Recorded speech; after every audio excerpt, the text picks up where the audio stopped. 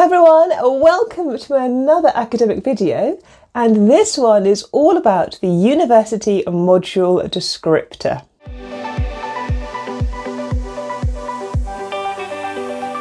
It has come up in the comments that we could talk more about running a module, designing a module and preparing teaching materials if you have to deliver a university level course. So if you're new around here, hi, my name is Caroline. I am a UK-based physics lecturer, and I thought today we could then tackle the module descriptor. What it is, what goes into one, and what do you need to do as an academic to get the module descriptor ready for your course.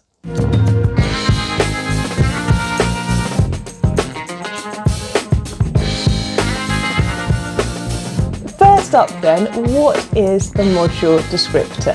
Well, it's kind of like a shortcut summary of what essentially that module is all about. So for students who are trying to maybe pick their modules to make up their degree programme, they'll have access probably to something like a module catalogue, where they can look up the different modules, the different module numbers or course names, and see quite quickly what that module entails. So in my experience, they tend not to be very long documents, but they are packed with information. So first up, we're going to see the module name, if the module has an identification number, who runs the module, so who is the module lead or the module coordinator, and which degree programmes that module belongs to. Because certain modules will belong to certain degree courses. It'll also probably say at the top of the document what the assessment is for that particular module and how many credits that module counts towards the overall degree programme. Oh, and it will probably also tell you what level the module is for, whether it's for a student who's just starting, maybe in year one of their university degree, or whether it's a master student level course.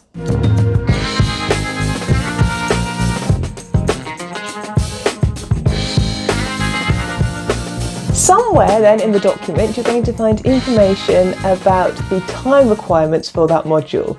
So typically how many hours a student is going to need to spend in order to do the workload associated with that particular module in that particular degree programme. And of course these workloads have to be very balanced, so you can't have one module taking loads of hours for the same number of credits as one module that only takes a few hours. So it was all very carefully balanced across the degree programme. But those hours will be broken down so a student can typically see how many hours are going to be taught within a lecture theatre or a classroom, how many of those hours might be done in a workshop, experimental session, a practical session, and how many of those hours might be guided study or independent study. So it gives you a feel of, I guess, if you're the student, how many hours you're going to need to put aside and in what way those hours are going to be required in order for you to study to pass that particular module.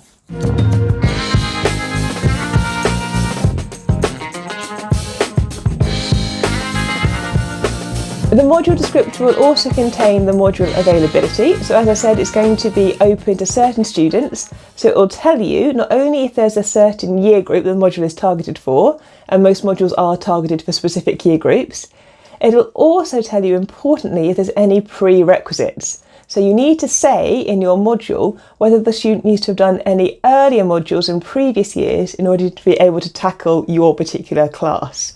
This is really important, especially in like your year 3 or year 4 modules, your master's level courses.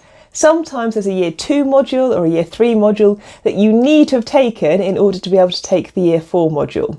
And so as an academic member of staff, you need to work with the other academics, your colleagues in the department, to make sure that those pathways are clear to the student.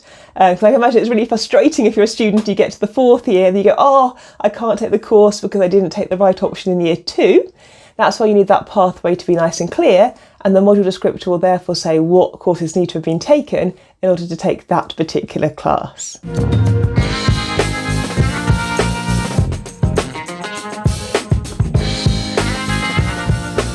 Somewhere in the module descriptor there will be probably a short description of the module content. So the key topics, principles, ideas, theories that module is going to address or cover. Not in any great detail, it's not giving you information in order to have the content in order to be able to pass the course. It's just telling you the headline topics. So as a student going into it, you know roughly what the key topics are that will make up the content within that module. And alongside the module content, there will often also be a section on the module assessment. So when you as an academic are preparing this module descriptor form, you need to make it very clear to the students what the assessment structure for that module is going to be. How much is going to be done by coursework, how much will be assessed by an exam at the end of the period or the end of the module, how much is going to be done by maybe a multiple class choice test. Is there any examination credits that get associated with either a practical or maybe some kind of poster presentation? This needs to be laid out within your module descriptor so students again can see the assessment pattern for that particular module. And I think sometimes students looking at choosing these modules where they get choice, especially in their later years, so students might get course choices and module choices. Both the module content, perhaps the academic that's actually delivering that content, but also the assessment pattern can be very important to students when they make their choices about which courses they want to study to make up their degree programme.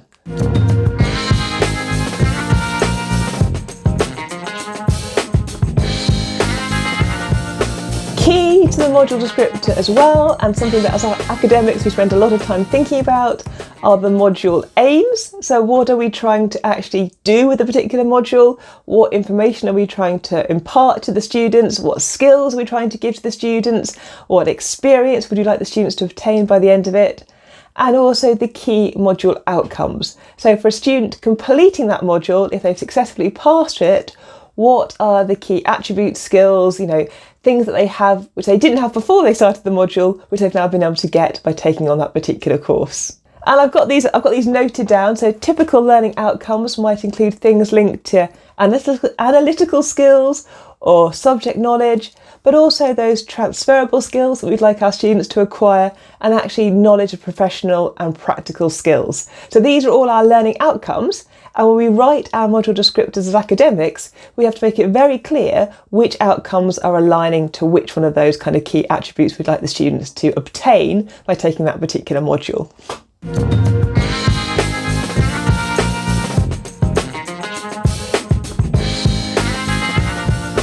You might have to write a section within your module descriptor on the methods of teaching or the methods of learning. So, is this going to be a completely lecture-based class and you're always going to teach it in lecture format? Is it going to be a mix of practicals, workshops and some lectures? Are there going to be placements where the students need to be leaving the university grounds to go somewhere for a particular placement to come back as part of the module? So that mode of teaching, the methods that we are imparting, those kind of key outcomes hopefully, need to be documented within these module descriptor forms. And quite often as well, you'll see on these module descriptors a reading list. It's nice for a student who's looking at the module catalogue and trying to pick out which modules they want to take or what's coming up in their programme, to be able to see key recommended textbooks or key recommended documents that particular academic running that module recommends the students read. It can sometimes give students a head start to think, okay, well, I liked that particular author, or I like that textbook, or actually I know what textbook to look out for maybe over the summer holidays to try to get second hand, or I need to go and download from the library electronically to get ready for that particular module. So as I said, these module descriptor forms, they're not particularly long documents, maybe a couple of sides of A4, possibly 3 sides of A4, but they are very information dense. They tell the student, hopefully, a lot about the course content, typical assessments, your learning patterns, your learning outcomes, and also those kind of key reading texts that you need to see up in advance. And as an academic, we have to make sure our module descriptors are available usually months in advance of the course starting. When people are looking around university, deciding which university to go to, they might be using those module catalogues to help decide which is the right degree programme for them.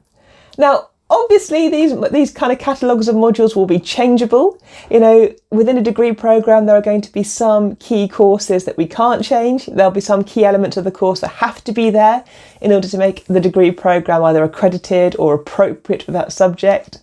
But you might get optional modules, especially in the later years, your years 3 or year 4 of an undergraduate degree programme. And those optional modules might be there because of a specific academic interest within the department. And should that academic interest change, then that may cause the module option to change within that particular degree course. So I wouldn't say these are static, and I think students need to be aware that they do vary and do change, and they might change within the lifetime of you undertaking that degree course. but they give you a really good guide and outline as to what is coming up in your degree programme and the options of things you might be able to study, especially in your later years. And so as an academic, it is something really important that before we start teaching our modules, we do have these module descriptors available and in the catalogues so students can see what we're up to and what the module is going to involve. I hope that helped explain that kind of little area of being an academic. You know, it's a very small part of the teaching preparation for your module. But it's a good part because it kind of makes sure that you check that you've done each of the key parts of your module prep. You know, have you thought about assessments, or have you thought about how you're actually going to teach your course, whether you're going to be practical or workshop or whatever. It's a nice way of checking that you've kind of covered all your bases, if you like, and that you are indeed ready to go ahead and deliver that module. So I hope that was helpful. Let me know, do you have to do module descriptors for your courses? Do you have like a catalogue of all the different modules? Do you have to prepare a short document explaining what's in your particular module? As a student, do you use the module catalogue? Do you look at them and see what's coming up in your course? Or is it something you just give a quick glance to? Let me know, leave me a comment. As I said, this video came about because of a comment, and we'll do more videos in the future about the actual course and teaching within a university. But in the meantime, I hope you're all enjoying, well, I was going to say enjoying the semester. Ours is just about to restart again. So we're just about to start semester 2. So I'll be teaching different courses than those I taught in semester 1. And obviously research kicking off again, student work is kicking off again. So it's a really busy but exciting time at the university. But stay safe, keep looking after yourselves, and I'll see you next Monday for another academic chat video. Take care. Bye.